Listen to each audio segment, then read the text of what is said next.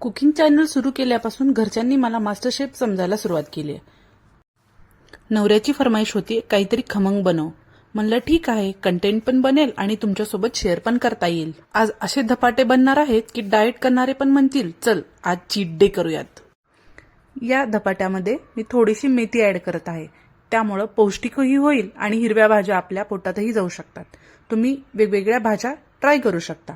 आता मेथी स्वच्छ धुवून घ्यायची. 2-3दा पाण्यातून खळखळ धुवून काढली की त्याची माती बऱ्यापैकी निघून जाते. एकदा पाणी काढून टाकलं की तिला बारीक असं चिरून घ्यायचं. तुम्ही बघू शकता. शक्यतो कच्च्या पालेभाज्या खाणं हे खूप चांगली गोष्ट आहे, त्यामुळे मेथीचं प्रमाण तुम्ही जास्त कमी घेऊ शकता. मी थोडी जास्त प्रमाणात वापरली आहे. उन्हाळ्यामध्ये शक्यतो कोथिंबीर टिकत नाही, तर कोथिंबीर आणल्यानंतर त्याला स्वच्छ धुवून घ्यायची, थोडीशी सुकवायची आणि एका बंद जारच्या डब्यामध्ये त्याला पॅक करून ठेवायची. त्यामुळे लवकर सहसा तर ती खराब होत नाही. तुम्ही एकदा ट्राय करून नक्की बघा. कोथिंबीर अशी बारीक चिरून घ्यायची. आता मी 4-5 लसणाच्या पाकळ्या घेतल्या आहेत. लसूण इथं थोडासा मोठा आहे त्यामुळे मी जास्त घेतले आहेत. तुम्ही 3-4ही घेऊ शकता छोट्या कुड्या असतील तर. आणि त्यामध्ये 7-8 मिरच्या टाकायच्या. तिखटाचं प्रमाण तुम्हाला जसं बेतल किंवा जसं हवं तसं तुम्ही वापरू शकता. आता यामध्ये तुम्ही धनेपूडही वापरू शकता, पण अख्खे धने मिक्सरमधून काढल्यानंतर त्याचा स्मेल आहे ना तो खूप छान लागतो. कारण धनेपूड शक्यतो जास्त दिवस राहिली तर त्याचा स्मेल निघून जातो. त्यामुळे मी अख्खे धने यामध्ये वापरले आहेत. आता छोटासा कांदा कट करायला घ्यायचा. कांदे ना शक्यतो ना असे बारीक चिरून घ्यायचे, कारण बारीक चिरलं ना तर ते असं खाताना असे कचकच नाही लागत. मी ना यामध्ये वेगवेगळ्या प्रकारचे पीठ वापरणार आहे.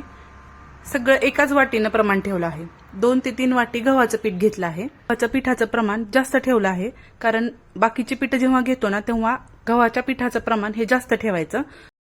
धपाटे खरपूस होण्यासाठी मी अर्धा वाटी तांदळाचं पीठ ऍड केलंय आणि 1 वाटी बेसन पीठ ऍड केलंय. बेसन पिठाने खूप खमंग असापणा येतो. आणि 1 वाटी ज्वारीचं पीठ ऍड केलंय. आता 1 चिमूटभर हळद टाकली आहे. हळद थोडी जास्त टाकायची. आणि त्यानंतर आता आपण ओवा घ्यायचा. ओवा कधी पण असा चांगला बारीक हातावर करून घ्यायचा, कारण त्याचा ना स्मेल पूर्ण त्या रेसिपीमध्ये उतरतो. असा जर टाकला ना तर त्याचा स्मेल त्या रेसिपीला शक्यतो उतरत नाही, खूप कमी लागतो. आणि त्यामध्ये आता बारीक चिरून घेतलेला कांदा आपण टाकत आहे. कांदा बारीक चिरल्यामुळे ना तो असं दाताखाली आल्यानंतर असा जास्त कचकच नाही लागत. त्यामुळे मला कधी पण कांदा हा रेसिपीमध्ये बारीक चिरलेलाच आवडतो. थोडंसं मीठ टाकून घ्यायचं. चवीप्रमाणे मीठ टाका. आणि त्यानंतर मिक्सरच्या भांड्यामध्ये आपण पेस्ट केली होती धने पावडर, मिरची, लसूणच्या पाकळ्या टाकून त्याची पेस्ट आता यामध्ये टाकून. कोथिंबीरचं प्रमाण थोडंसं जास्त ठेवायचं, कारण त्याचा स्मेल आणि चव खूप छान उतरते धपाट्यामध्ये. त्यामुळं धने पावडर किंवा कोथिंबीरचं प्रमाण थोडं जास्त ठेवायचं. आणि आता आपण बारीक चिरून घेतलेली मेथी यामध्ये ऍड करणार आहोत. असे सेम आपण दुधी भोपळ्याचे धपाटे बनवू शकतो. ते पण चवीला इतके अप्रतिम आणि इतके भन्नाट लागतात ना, तुम्ही नक्की ट्राय करून बघा. हे सगळं एकदा मिक्स करून घ्यायचं, चांगलं चुरायचं पाणी टाकायच्या आधी. आणि त्यानंतर हळूहळू पाणी टाकत जायचं. आपण जशी कणिक वगैरे मळतो थोडंसं घट्टसर पीठ मळून घ्यायचं, कारण पातळ झाल्यानंतर आपण त्याला काहीच करू शकत नाही. पण घट्ट असेल ना तर त्याला हळूहळू आपण सैल करून घेऊ शकतो. त्यामुळे घट्ट मळून घ्या. अशा प्रकारे त्याचा गोळा करून बाजूला ठेवून घ्यायचं. आता गॅस चालू करून त्यावर एक किंवा आपला साधा चपाती बनवतो ना तो तवा गरम करायला ठेवला तरी पण चालेल. दोन्ही तवे चालतात. आता पोळपाट घेऊन एखादा सुती कपडा किंवा आपल्याकडे गमजा वगैरे असतो ना तोही घेतला तरी चालेल. आणि थोडंसं एका भांड्यामध्ये पाणी घ्यायचं आणि हा रुमाल आहे ना चांगला ओला करून घ्यायचा. तुम्ही बघू शकता थोडंसं वरून पाणीही टाकायचं आणि आपल्या पिठाचा थोडासा भाग काढून घ्यायचा, असा गोळा बनवून घ्यायचा आणि त्याला असं चांगलं थापून घ्यायचं. थोडंसं हाताला चिटकायला बघतं. जसं जसं हाताला चिटकेल ना तसं आपण पाण्याचा हात त्याला लावायचा आणि हळूहळू हळूहळू थापत जायचं. ते अजिबात रुमालाला चिटकत नाही. जेव्हा आपण तव्यावर टाकतो ना ते अलगत निघून जातं. असं हळूहळू हळूहळू प्रेस करत जायचं. त्याला चांगलं पातळ असं बनवून घ्या, कारण जर जाडसर झाले ना तर ते थंड झाल्यानंतर एवढे चांगले लागत नाही.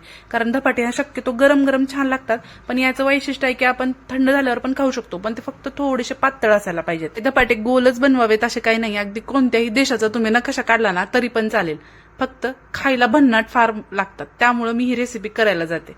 चांगलं थापून झालं की मध्यभागी असं थोडंसं गोल करून घ्यायचं, कारण त्याच्यामध्ये आपण थोडं तेल टाकणार आहोत. त्यामुळे ते आतमधून चांगलं खरपूस भाजलं जातं.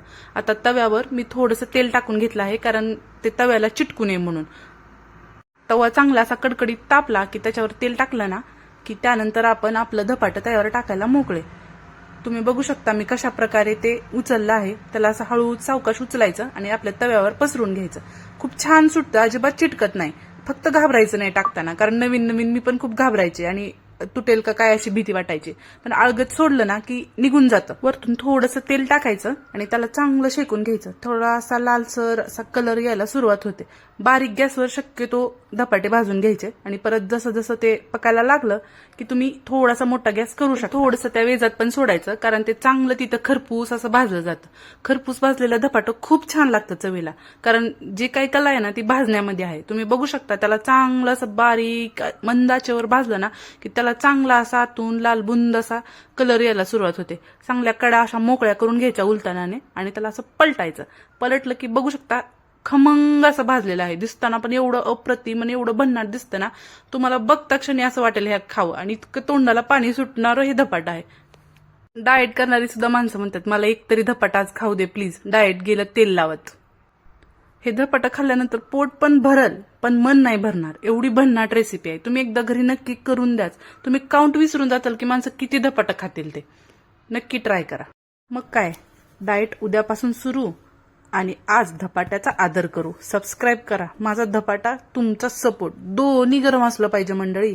चलते मग, तोपर्यंत धपाटे खा, लाईक करा, सबस्क्राईब करा आणि माझ्या चॅनलवर नक्की कमेंट करा कसे बनलेत ते